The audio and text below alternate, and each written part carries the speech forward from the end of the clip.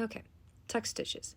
So I will try to do a video to explain how I fix my tuck stitches, and I am using the Red Heart Super Saver yarn in colorway of Bonbon because it is perfect to show any tuck stitches because it gives me so many of them if I don't use a dryer sheet method. So I am showing you right here just a few of the different places that we will be fixing and how we will be fixing them. Apologies about that. My cat decided to meow right then and there, but I'm going to leave that in because I think it's hilarious. Anyway, so I am just looking through the yarn right now, through the project, to find the different places where I will be fixing it. Now I have found the first one I'm going to be working on. I've pointed it out, and I'm going to rotate the Sentro around to the right needle that has the first tuck stitch that we're going to be working on. So I need to get it to right here, which is just a couple more stitches away. And I want to do it to where the needle will be just barely popping out. Here is another angle of what I am doing to show you what I'm talking about.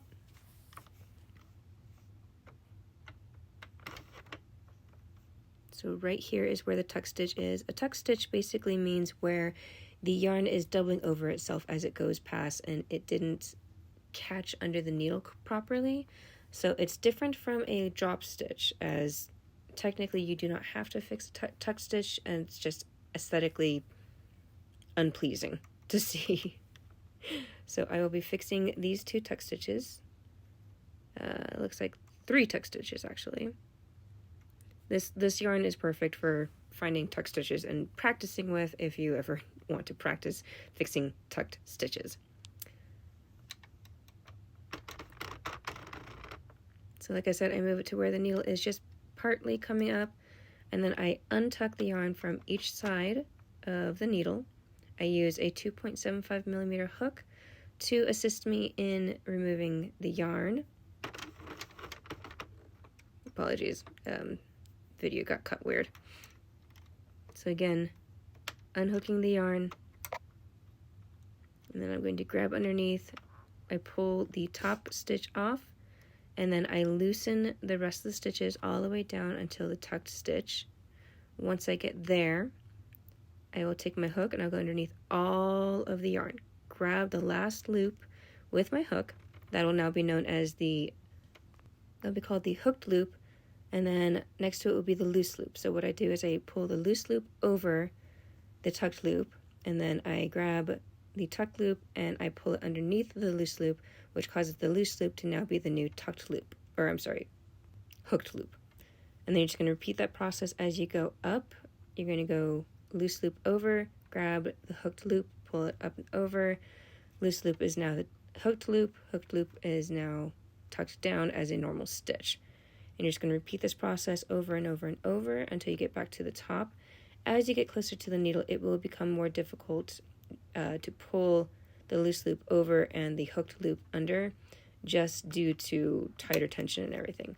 Once you are done, you will be pulling the final hooked loop over the top of the needle, and then you want to make sure, and then just look around for more hooked or tucked stitches that you're going to be fixing. So I will go ahead and turn to the next one and repeat the same process. So you unhook the yarn from each side of the hook. You take the last loop off of the needle, then you loosen all of the yarn or the project loops off until you get back to the last good loop on the project, which will be that lighter blue right there that I'm holding with my thumb. Stick the hook underneath, grab the last loop, pull the loose loop over the hooked, grab the hooked, pull the loose under, and give it a tug, and just repeat the process over and over. Again, I chose this yarn, which is the Red Heart Super Saver yarn in the colorway of Bonbon, because using it on my Sentro, I have discovered that if I do not use a dryer sheet with it, it will become tucked. And so for me, this was a great way to practice in finding the tucked loops and being able to fix it. Now, this method can also be used with dropped stitches as well. I did not have any examples of a drop stitch, but it is basically being fixed the exact same way as you would fix a tuck stitch. And then at the end, you just pull the loop back over. Now, with this is special. I am grabbing the last loop of the piece on the next needle over, because if you don't fix that, you will have another tucked stitch. So you want to make sure you take care of that. Next, what I do to try and help my projects along is I grab some little clippers that I can use as weights, and then I will put them on basically around every stitch that I have just fixed as a way to add weight to the project, as another method to try and help reduce the amount of tuck stitches that I can get. So I'll just put this around my project in the different places that I feel that it's going to need as I continue on working on the project and working on fixing the tucked stitches.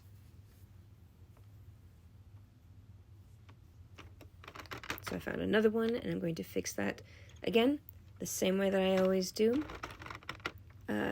This is just more of a repetition just to show you how to see how it's done and how you can continue watching to make sure that you're doing it, I won't necessarily say the correct way, but at least the proper way to fix a tucked stitch, at least the way I do it, I should say. It's my way. So I'm going to go all the way down to the last working stitch, grab the loop, pull the loose loop over the working stitch. That's what I called it, working stitch. So grab the loose loop, pull it over the working stitch, grab the working stitch, pull the loose loop under the working stitch, give it a tug, and repeat the process. Once you get this down, you will be able to go a lot faster with fixing your tuck stitches. You will be able to fix any drop stitches, and it will just make life a little bit easier for whenever you're able to make it easy, you know? So a couple of different tips and tricks that I have for preventing dropped and tuck stitches is using weights for the material, and if it happens to be a tricky yarn like what Bonbon is for me, I also run the yarn through a dryer sheet. That'll help prevent static, it'll help the yarn be a little bit smoother, and it will just make your project run a little bit nicer. And I also make sure to control my cranking, that I'm not going too fast or too slow, and just keep cranking on.